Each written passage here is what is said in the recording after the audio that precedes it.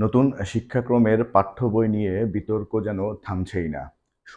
শরীফার গল্প নিয়ে বিতর্কের মুখে সেই গল্প বাদ দেওয়ার সিদ্ধান্ত নিয়েছে শিক্ষা মন্ত্রণালয়। এরই মধ্যে দেখা দিয়েছে নতুন অসঙ্গতি।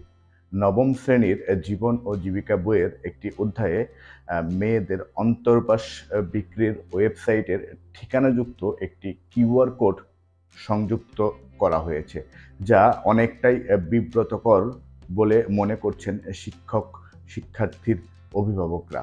বিষয়টি নিয়ে শুরু হয়েছে ব্যাপক সমালোচনা। তবে জাতীয় শিক্ষাক্রম ও পাঠ্যপুস্তক বোর্ড এনসিটিবি বলছে, প্রোডাক্টের ডিজিটাল প্রমোশনের অংশ বোঝাতে কিউআর কোড দেওয়া হয়েছে। কিন্তু যেই কিউআর কোড আগে দেওয়া হয়েছিল সেটা ছিল স্পোর্টস আইটেম বিক্রির একটি দোকান, কিন্তু সম্প্রতি সেটা পরিবর্তন হয়ে গেছে।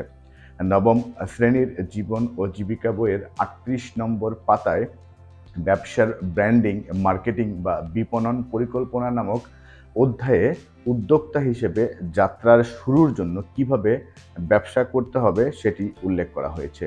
তবে এই পাতায় একটি ছবিতে বিভিন্ন মাধ্যমে পণ্যের বিজ্ঞাপনের নমুনার চিত্র তুলে ধরে সেখানে নিত্যদিন স্টোরের একটি ছবি দেওয়া হয়েছে।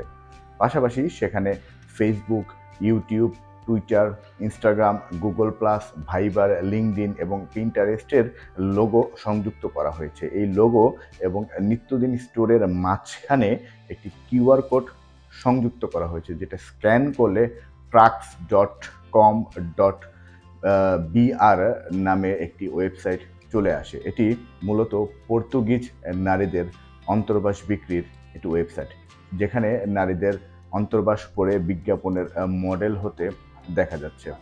নবম শ্রেণীর জীবন ও জীবিকা বইটি রচনা ও সম্পাদনা করেছেন মোহাম্মদ মুর্শিদ আক্তার, মোসাম্মদ খাদিজা ইয়াসমিন, হাসান তারেক খান, মোহাম্মদ কবির হোসেন, মোহাম্মদ শিফাতুল ইসলাম, রুহুল আমিন, তৌহিদুর রহমান, মুস্তাফিজুর রহমান, মোহাম্মদ আব্দুল খায়ের Bhuiyan.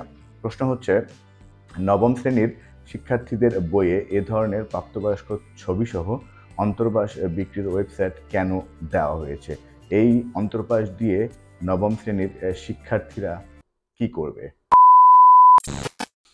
Motijheel ideal school and কলেজের এক শিক্ষার্থীর মা জাগো নিউজকে নাম প্রকাশ না করেই বলেন, আমার ছেলের হাতে স্মার্টফোন দিয়েছি এই নতুন কারিকুলামের জন্য। সে একদিন হঠাৎ করে স্ক্যান করেছিল, তখন আজে বাজে ছবি আসছিল। আমি তখন ছেলেকে নিষেধ করেছিলাম আর যেন কিউআর কোড স্ক্যান না করে। বিষয়টি এখন আলোচনায় আসছে। এ ধরনের ভুল মেনে নেওয়ার মতো নয়। জড়িতদের তিনি শাস্তি দাবি করেন। এনসিটিবির চেয়ারম্যান, রুটিন দায়িত্বে থাকা এনসিটিবির চেয়ারম্যান অধ্যাপক মোহাম্মদ মশিউজ্জামান জাগো নিউজকে বলেছেন, বিষয়টি নিয়ে আমি খুব বেশি কিছু জানি না, তবে এমন ঘটনা ঘটেছে শুনেছি। এটা সব বইয়ে ছাপা হয়েছে, সরানোর উপায় নেই। শিক্ষকদের মাধ্যমে বইয়ের এই অংশ কোনোভাবে বিলুপ্ত করা যায় কিনা তা আলোচনা করে সিদ্ধান্ত নেওয়া হবে। যখন বইগুলো ছাপা এবং বিতরণ করা হয়, তখন এনসিটিবির দায়িত্বে ছিলেন অধ্যাপক ফরহাদুল ইসলাম। তিনি জাগো নিউজকে বলেন, বিষয়টি সম্পর্কে আমরা অবগত। যখন আমরা এটি বসানোর কাজ করেছিলাম, তখন এই কোড স্ক্যান করলে খেলাধুলার সামগ্রীর ছবি আসতো। হয়তো এখন এটা পরিবর্তন করেছে ওই প্রতিষ্ঠান। তাহলে করণীয় কি? এমন প্রশ্নে তিনি বলেছেন, আমাদের হাতে এখন আর কিছু নেই। আগামী বছর এটা বাদ দেওয়া যাবে। বর্তমানে শিক্ষকদের মাধ্যমে নির্দেশনা দিয়ে বিষয়টি বিলুপ্ত বা অকেজো করা যেতে পারে কি না সেই বিষয়ে আলোচনা হচ্ছে। একটি বিষয় চিন্তা করা দরকার, যে পাঠ্যপুস্তক পড়ে আমাদের কোমলমতি শিশুরা, বিশেষ করে এর আগে শরীফার গল্প এবং এখনকার যে সমালোচনা, সবই কিন্তু ক্লাস 7, 8, 9 বা 7, ওই ঘটনা ঘটেছে ক্লাস 7, এটা ঘটেছে ক্লাস 9-এ।